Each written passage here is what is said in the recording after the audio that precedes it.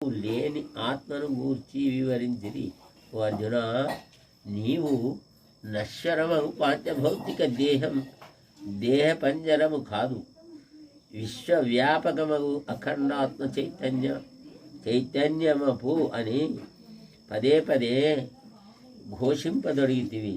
ఆత్మజ్ఞానం ఒకటి ఏ భవ దుఃఖమును సంసార బంధమును సమూలముగా తొలగించి వేయ కలదు. కనుకనే శ్రీకృష్ణమూర్తి మొట్టమొదట దానిని బోధించిరి. ఇక పోను జ్ఞానమును గూర్చి, జ్ఞాన మహిమను గూర్చి ఒకటి ఉపక్రమ సంహరణములు, రెండవది అభ్యాసము, మూడవది అపూర్వత, నాలుగవది ఫలము అర్థవాదము, ఆరవది